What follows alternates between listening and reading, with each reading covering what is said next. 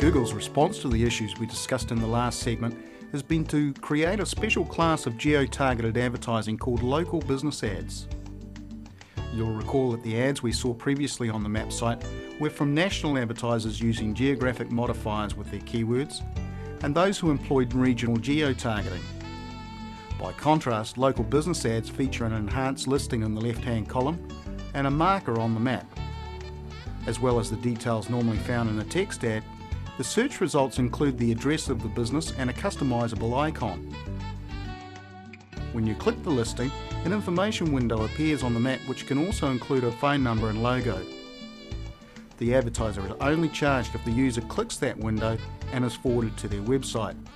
Local business ads also have priority over normal text ads on the map site. Text ads are only shown if there are no local business ads eligible for display. Once your business can be found in the free listings on Google Maps, creating a local business ad is pretty straightforward. But first time around, you'll probably want to create a new campaign for this purpose. Make sure that campaign is set to target the area where your business is located. You can't create a local business ad for a store in London if the campaign only targets Manchester, for example. You'll also need to make sure the campaign is set up for distribution on the search network. Then, providing your campaign targets one of the countries where this feature is supported, you'll see a link to create a new local business ad when you navigate to an ad group in that campaign. When you follow that link, Adwords will ask you for details that it can use to find your business in the Google Maps database.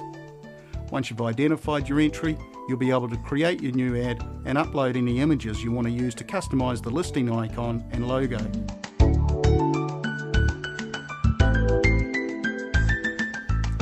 Understanding the significance of allowable cost per order is easy. The higher the allowable CPO, the more you can afford to pay for a click.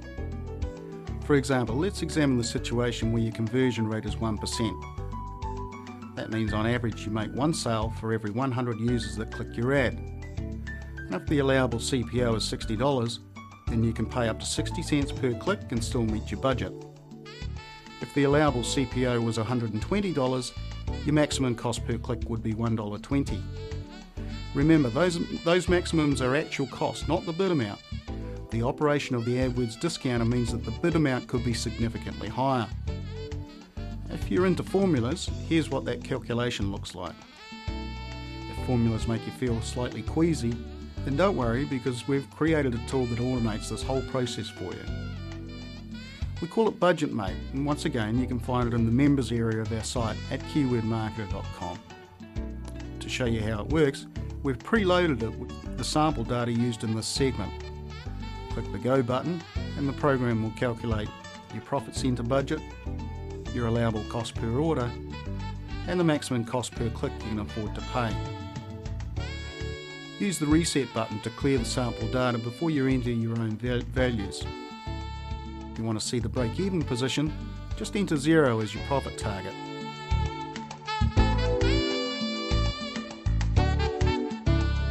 I spoke earlier about using ad scheduling as a budget management tool, but it has a strategy aspect as well.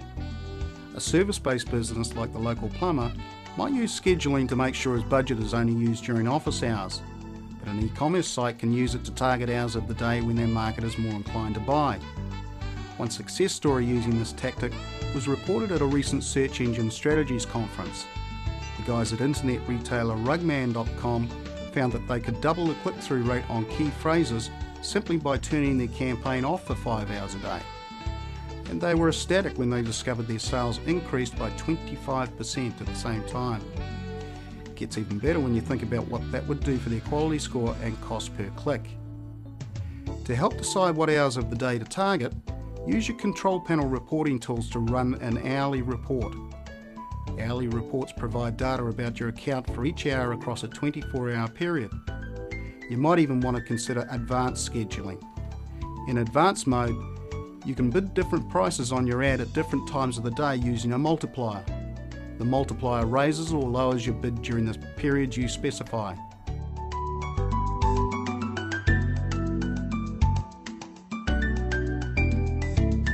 Answers to questions like those will give you insights into how users structure their search queries and get you started. I like to use a checklist published by the guys at marketingexperiments.com to help this process. Related words and variations, misspellings, jargon and abbreviations, punctuation errors. Use all these cues to prime the pump and you'll be away. Be aware, however, that the language used by customers to describe your products and services will often be very different from the terminology you're accustomed to using as an industry insider, especially in retail consumer markets. Experienced search marketing consultants will tell you that their clients are often amazed to learn what keywords end user customers really use to find them. Feedback from sources such as customers, suppliers, and of course your own salespeople can be really useful in this respect. Likewise, the online community that exists around your business niche will offer lots of clues, so read blogs and discussion forums in particular to find out what people in your niche are talking about and what language they're using.